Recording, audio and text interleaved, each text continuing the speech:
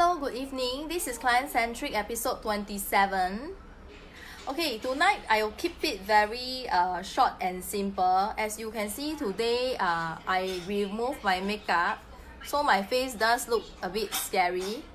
Okay, so hello Veronica Go. Okay, so today the topic right of my video is about 面子不值钱.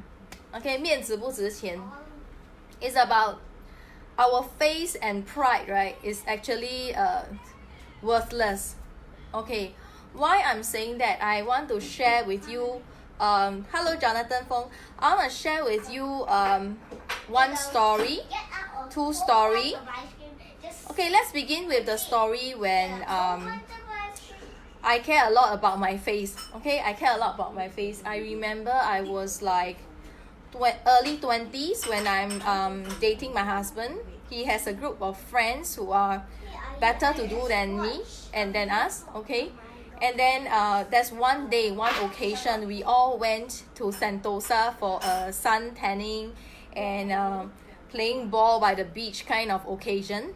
Okay, and that time I was very new to their group and I wasn't very sure of whether this is the group that I can blend in with. Okay, I was insecure, and because of that, right, I didn't bring my sunblock lotion. To that event. Excuse me, children, I'm doing my live video, so can give me a bit of silence, please? Thank you. Yeah, so I didn't bring my sunblock lotion. Okay, that's the first story. What happened was, for like 4 to 6 hours under the hot sun without any much of shelter. Okay, when the following day, and I was too shy, and I have that kind of pride and ego that I dare not borrow from anyone, and that time I really don't have the money to buy another bottle of sunblock. As a result of which, right, my whole face was in blisters. It was in blisters the following day, and it was peeling really badly. My whole face was almost scarred. Okay, it was that bad that I have to seek help from a few salons, facial salons for help. I went from Modern Beauty to, I can't remember, Adonis. I went from salon to salon asking for help, but all the therapists, after they see my face, right, they all turned me out and said, your situation is so bad that we dare not take care of your face today. Maybe you come to us like say a few weeks later, after your face has actually subside. What happened is the whole face was in blisters, right? And because I want to hasten up the healing, so I peeled off the skin of my face furiously, hoping that, then perhaps it will dry up faster. But unfortunately, by doing so, right, it left me scars here and here, and at the same time, I'm revealing all the wet parts of my face with all the watery underlying skin. Okay, it's all watery, red and scary. And I remember that as I was sitting in the train, right, a little kid looked at me, a little boy about maybe 4 years old, and I smiled back at him, right? He's so cute, right? He cried immediately, and then he pointed to me and he kept calling me a ghost before his mom. Of course, that time I felt a little sad. I didn't know that it might be even permanent. Okay, I didn't know that the thing that harmed my skin, right, the sun was so harmful, I might be disfigured. That never occurred to me because that time I was still like very young, like maybe 22, 23. So what happened was, I tried so many facial salons, it didn't help. None of them are willing to help me. They all turned me out. I managed to find my friend called Dasmond, Noah, who was with Body Shop that time under the Hitachi Sanctuary. So she managed to heal my skin. 死马要当活马医, so she rescued my skin for me. Okay, so I paid a very painful price for the skin, right? It's really painful, it's really bad, and it's horrible. It took me maybe a week plus to heal, or 2. Okay, and then that time I still haven't married my husband. My mother-in-law, who is then my husband's mom, already, right? She saw me, she also felt very sad for me, and she gave me her bottle of Johnson & Johnson cream to help me relieve the pain of my face. Okay, so it was that bad. But because that time I was in the midst of changing jobs, and I know that I really have to bring the money home. So on the second day of that blistering and peeling and whatnot, it was still looking really bad. Okay, I went for an interview at Drew Napier.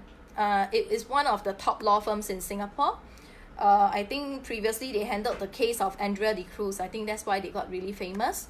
Okay, so I was there. I went for the interview, and when the lawyers looked at me, I remember when Nicholas looked at me for the interview, Nicholas Tang said, we are happy to bring you into our law firm to work, but can I just check with you if you have any health problems or illnesses that we can take care of for you? Don't worry, you can review to us now.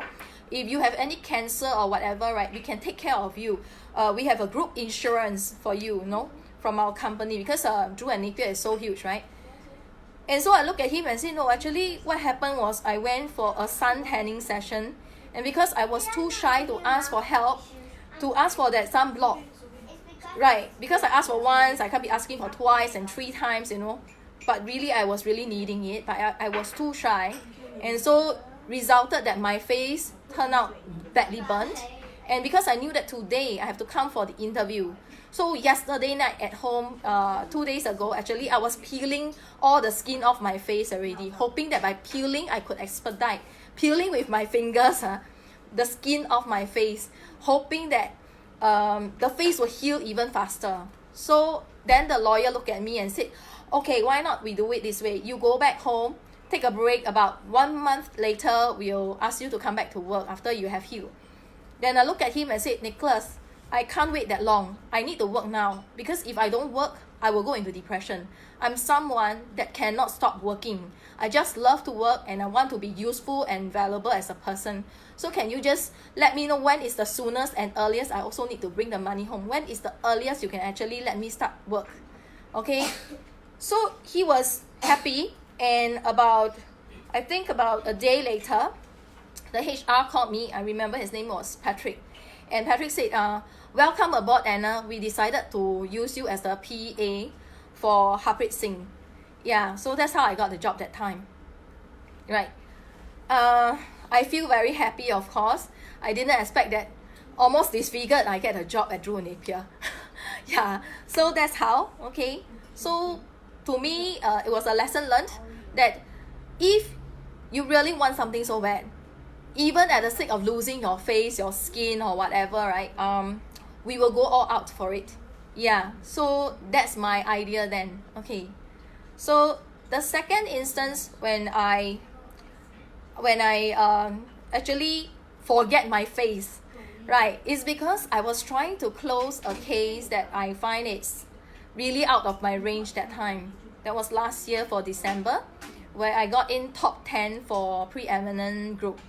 Okay, it was a property in District 10, and fortunately enough, a buyer walked in. Okay, I've been serving buyers to see the unit, but there wasn't an offer until finally one buyer came in. And then the buyer and the seller, right, we were negotiating the prices, and the prices were coming really close already, but we're just short of a meet up in the price. Okay, so at that moment, I remember one of the top producers actually showed to me that if you want to close something, right, your face and ego, you should put it down somewhere. You can't be holding up your ego and your pride so high and then still expect to close a case that easily. So yes, I really needed that case. Okay, in December, I knew if I don't close that case, I'll be flying off for a holiday very soon, and that will go, that will be the end of my December hood. My December hood will be gone because I won't be closing so much already. So what I did was I decided to tell the buyer truthfully that, I really need this case to come in. And I know that you do have the means and power to make it happen, whereas I am just someone really down there, So I really hope that this thing could come true. Maybe it could be a Christmas present from you to me or something. I was saying that. Okay, so then the buyer was touched. He actually put in an offer that I never expected that he will. Something much way higher. 高多了几万块. Yeah, after that phone call I had with him. So to me, I realized that it's true, you know.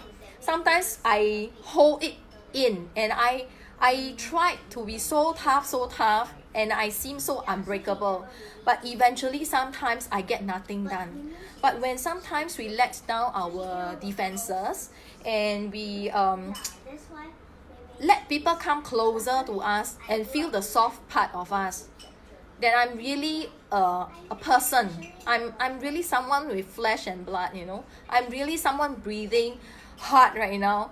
I'm alive, you know, and people are just drawn to us like that. So, and because of that, close the case, right? So it's something that I want to share with you that sometimes really 面子真的不重要. Even like husband and wife or best friends or girlfriends, you know, sometimes we just want to feel to drive the point that we are correct and you're wrong. But so what? So in the end, what did we actually get? But if we just soften a bit and, you know, try to talk to each other more, right? And we show our vulnerability. I think sometimes people find it easier to relate with you than like you're there, you won't understand what I'm actually feeling now.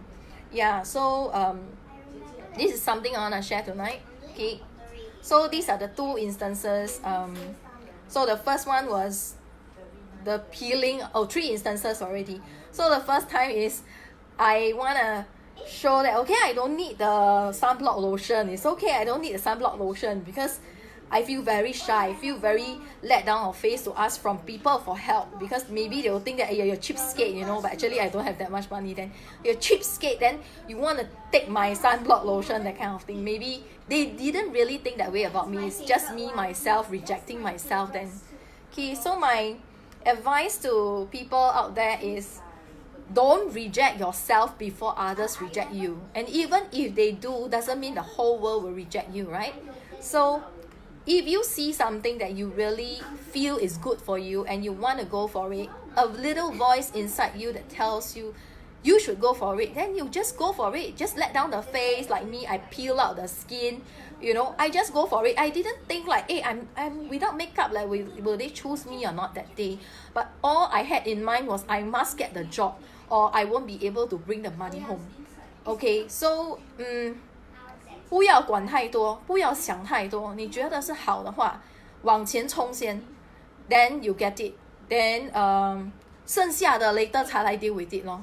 Yeah, so this is something I want to share tonight because I realize that a lot of times people tell me I want to do this thing but I have this, I have that, I have this, I have that, then probably I feel the desire to own that thing that you wanted, that you say you wanted, is still not that strong and allure to you. It's not luring you enough to be going forward for it. Yeah, so maybe that's why you have all your reasons laid out and all your explanations why I cannot do, why I cannot fulfill, why I cannot. But actually, your goal has taken the back seat already because you have allowed that reasons to be in front of you.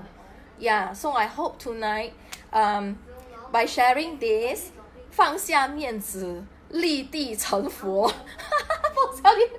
yeah, 放下面子 then 达到你要的目标跟你的理想是比较重要的。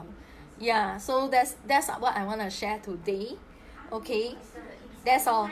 Then yeah, some people has been asking me about the funnel. So if you're interested, please give me a text or something. I'll be happy to share the link with you from So Rich Woman.